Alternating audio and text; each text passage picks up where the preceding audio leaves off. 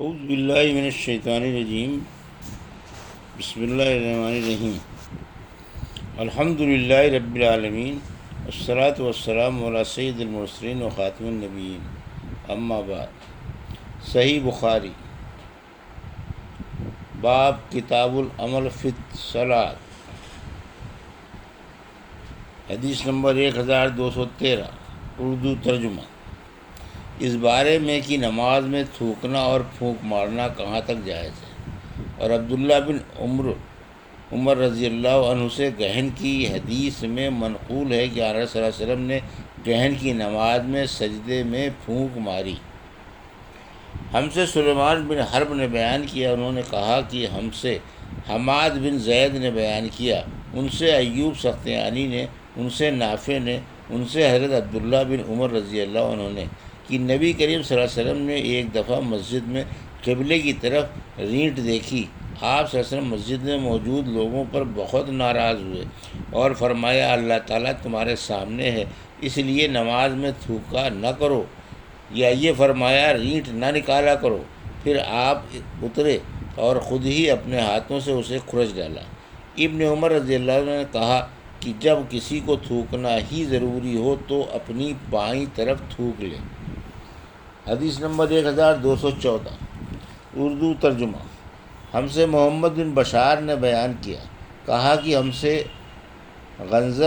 غندر نے بیان کیا، ان سے شعبہ نے، انہوں نے کہا کہ میں نے قتادہ سے سنا، وہ انس بن مالک رضی اللہ عنہ سے روایت کرتے تھے کہ نبی کریم صلی اللہ علیہ وسلم نے فرمایا، جب تم میں سے کوئی نماز میں ہو تو وہ اپنے رب سے سرگوشی کرتا ہے، اس لیے اس کو سامنے نہ تھوکنا چاہیے اور نہ دائیں طرف، البتہ بائیں طرف اپنے قدم کے نیچے تھوک لے۔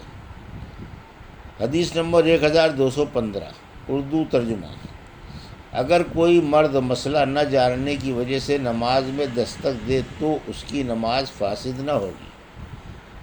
اس باب میں سہل بن سعد رضی اللہ عنہ کی ایک روایت نبی کریم صلی اللہ علیہ وسلم سے ہے، اس بارے میں کہ اگر نمازی سے کوئی کہے کہ آگے بڑھ جا یا ٹھہر جا، اور وہ آگے بڑھ جائے یا ٹھہر جائے تو کوئی قباحت نہیں ہے۔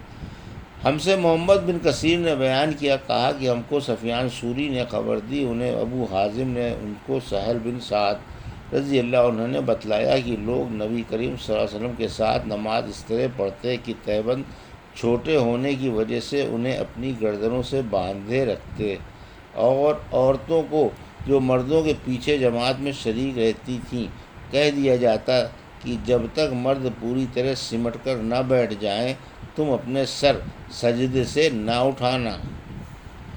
حدیث نمبر 1216، اردو ترجمہ۔ نماز میں سلام کا جواب زبان سے نہ دے۔ ہم سے عبداللہ بن ابی شیبہ نے بیان کیا، کہا کہ ہم سے ابن فضیل نے بیان کیا، ان سے آمش نے، ان سے ابراہیم نے، ان سے علقمہ نے، اور ان سے عبداللہ بن مسعود رضی اللہ عنہ نے کہا کہ ابتداء اسلام میں نبی کریم صلی اللہ علیہ وسلم جب نماز میں ہوتے تو میں آپ کو سلام کرتا تو آپ صلی اللہ علیہ وسلم جواب دیتے تھے، مگر جب ہم حبشہ سے ہجرت کی تھی واپس آئے تو میں نے پہلے کی طرح نماز میں سلام کیا، مگر آپ صلی اللہ علیہ وسلم نے کوئی جواب نہیں دیا، کیونکہ اب نماز میں بات چیت وغیرہ کی ممانعت نازل ہو گئی تھی، اور فرمایا نماز میں اس سے مشغولیت ہوتی ہے۔ حدیث نمبر 1217، اردو ترجمہ۔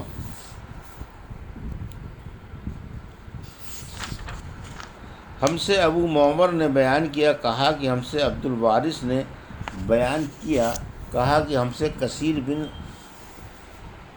شنزیر نے بیان کیا، کہا کہ ان سے عطا بن ابی رباح نے، ان سے جابر بن عبداللہ رضی اللہ عنہ نے کہ رسول اللہ صلی اللہ علیہ وسلم نے مجھے اپنی ایک ضرورت کے لیے غزوہ بنی مصطلق میں بھیجا، میں جا کر واپس آیا، میں نے کام پورا کر دیا تھا، پھر میں نے نبی کریم صلی اللہ علیہ وسلم کی خدمت میں حاضر ہو کر آپ کو سلام کیا، لیکن آپ نے کوئی جواب نہیں دیا۔ میرے دل میں اللہ جانے کیا بات آئی، اور میں نے اپنے دل میں کہا کہ شاید رسول اللہ صلی اللہ علیہ وسلم مجھ پر اس لیے خفا ہیں کہ میں دیر سے آیا ہوں۔ میں نے پھر دوبارہ سلام کیا، اور جب اس مرتبہ بھی آپ نے کوئی جواب نہ دیا تو اب میرے دل میں پہلے سے بھی زیادہ خیال آیا۔ پھر میں نے تیسری مرتبہ سلام کیا اور اب آپ صلی اللہ علیہ وسلم نے جواب دیا اور فرمایا، پہلے جو دو بار میں نے جواب نہ دیا تو اس وجہ سے تھا کہ میں نماز پڑھ رہا تھا اور آپ صلی اللہ علیہ وسلم اس وقت اپنی اونٹنی پر تھے اور اس کا رخ قبلے کی طرف نہ تھا بلکہ دوسری طرف تھا۔ حدیث نمبر 1218۔ نماز میں کوئی حادثہ پیش آئے تو ہاتھ اٹھا کر دعا کرنا۔ ہم سے قنیبہ بن سعید نے بیان کیا، انہوں نے کہا کہ ہم سے عبدالعزیز بن ابی حازم نے بیان کیا، ان سے ابو حازم سلمہ بن دینار نے اور ان سے سہل بن سعد رضی اللہ عنہ نے کہ رسول اللہ صلی اللہ علیہ وسلم کو یہ خبر پہنچی کہ قبا کے قبیلے بنو عمرو بن عوف میں کوئی جھگڑا ہو گیا ہے، اس لیے آپ صلی اللہ علیہ وسلم کئی اصحاب کو ساتھ لے کر ان میں ملاپ کرانے کے لیے تشریف لے گئے۔ وہاں آپ صلی اللہ علیہ وسلم صلح صفائی کے لیے ٹھہر گئے اور ادھر نماز کا وقت ہو گیا تو بلال رضی اللہ عنہ نے حضرت ابوبکر صدیق رضی اللہ عنہ سے کہا کہ رسول اللہ صلی اللہ علیہ وسلم نہیں آئے اور نماز کا وقت ہو گیا تو کیا آپ لوگوں کو نماز پڑھائیں گے؟ آپ نے جواب دیا کہ ہاں، اگر تم چاہتے ہو تو پڑھا دوں گا۔ چنانچہ سیدنا بلال رضی اللہ عنہ نے تکبیر کہی اور سیدنا ابوبکر رضی اللہ عنہ نے آگے بڑھ کر نیت باندھ لی۔ اتنے میں رسول اللہ صلی اللہ علیہ وسلم بھی تشریف لے آئے اور صفوں سے گزرتے ہوئے آپ پہلی صف میں آ کھڑے ہوئے۔ لوگوں نے ہاتھ پر ہاتھ مارنے شروع کر دیے۔ سہل رضی اللہ عنہ نے کہا، تسلیح کے معنی تصفیق کے ہیں۔ آپ نے بیان کیا کہ ابو بکر رضی اللہ عنہ نماز میں کسی طرف متوجہ نہیں ہوتے تھے، لیکن جب لوگوں نے بہت دستکیں دیں تو انہوں نے دیکھا کہ رسول اللہ صلی اللہ علیہ وسلم کھڑے ہیں۔ حضور اکرم صلی اللہ علیہ وسلم نے اشارے سے ابو بکر کو نماز پڑھانے کے لیے کہا۔ اس پر ابو بکر رضی اللہ عنہ نے ہاتھ اٹھا کر اللہ تعالیٰ کا شکر ادا کیا اور پھر الٹے پاؤں پیچھے کی طرف چلے آئے اور صف میں کھڑے ہو گئے اور رسول اللہ صلی اللہ علیہ وسلم نے آگے بڑھ کر نماز پڑھائی۔ نماز سے فارغ ہو کر آپ صلی اللہ علیہ وسلم لوگوں کی طرف متوجہ ہوئے اور فرمایا، لوگو، یہ کیا بات ہے کہ جب نماز میں کوئی بات پیش آتی ہے تو تم تالیاں بجانے لگتے ہو؟ یہ مسئلہ تو عورتوں کے لیے ہے۔ تمہیں اگر نماز میں کوئی حادثہ پیش آئے تو سبحان اللہ کہا کرو۔ اس کے بعد آپ صلی اللہ علیہ وسلم ابو بکر رضی اللہ عنہ کی طرف متوجہ ہوئے اور فرمایا، ابو بکر، میرے کہنے کے باوجود تم نے نماز کیوں نہیں پڑھائی؟ ابو بکر رضی اللہ عنہ نے عرض کیا، ابو قحافہ کے بیٹے کو زیب نہیں دیتا کہ رسول اللہ صلی اللہ علیہ وسلم کی موجودگی میں نماز پڑھائے۔ حدیث نمبر 1219۔ اردو ترجمہ۔ نماز میں کمر پر ہاتھ رکھنا کیسا ہے؟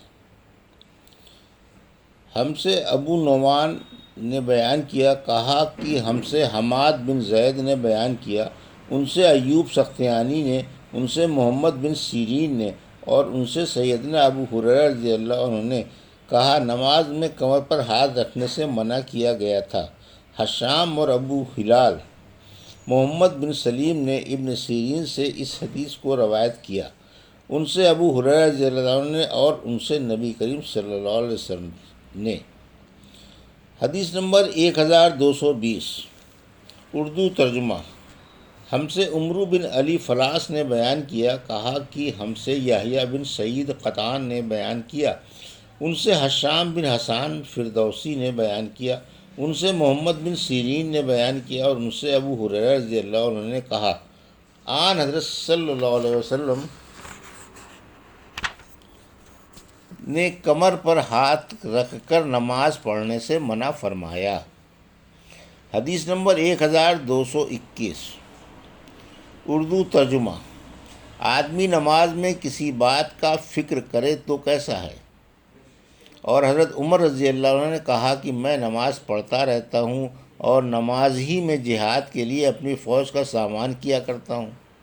ہم سے اسحاق بن منصور نے بیان کیا، کہا کہ ہم سے روح بن عبادہ نے کہا کہ ہم سے عمر نے، جو سعید کے بیٹے ہیں، انہوں نے کہا کہ مجھے ابن ابی ملیکہ نے خبر دی، عقبہ بن حارث رضی اللہ عنہ سے، انہوں نے کہا کہ میں نے نبی کریم صلی اللہ علیہ وسلم کے ساتھ عصر کی نماز پڑھی، آپ صلی اللہ علیہ وسلم سلام پھیرتے ہی بڑی تیزی سے اٹھے اور اپنی ایک بیوی کے حجرے میں تشریف لے گئے، پھر باہر تشریف لائے۔ آپ صلی اللہ علیہ وسلم نے اپنی جلدی پر اس تعجب و حیرت کو محسوس کیا جو صحابہ کے چہروں سے ظاہر ہو رہا تھا۔ اس لیے آپ صلی اللہ علیہ وسلم نے فرمایا، نماز میں مجھے سونے کا ایک ڈلا یاد آ گیا جو ہمارے پاس تقسیم سے باقی رہ گیا تھا۔ مجھے برا معلوم ہوا کہ ہمارے پاس وہ شام تک یا رات تک رہ جائے، اس لیے میں نے اسے تقسیم کرنے کا حکم دے دیا۔ حدیث نمبر 1222 اردو ترجمہ۔ ہم سے یحییٰ بن بکیر نے بیان کیا، کہا کہ ہم سے لیث نے، ان سے جعفر بن ربیہ نے، اور ان سے اعراج نے، اور ان سے حضرت ابو ہریرہ رضی اللہ عنہ نے کہا، رسول اللہ صلی اللہ علیہ وسلم نے فرمایا، جب نماز کے لیے اذان دی جاتی ہے تو شیطان پیٹھ موڑ کر ریح یا ہوا خارج کرتا ہوا بھاگتا ہے تاکہ اذان نہ سن سکے۔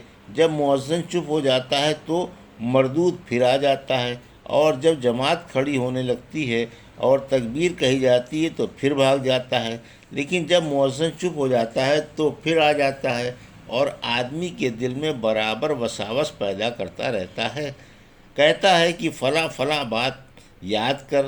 کم وقت وہ باتیں یاد دلاتا ہے جو اس نمازی کے ذہن میں بھی نہ تھیں۔ اس طرح نمازی کو یہ بھی یاد نہیں رہتا کہ اس نے کتنی رکعتیں پڑھیں۔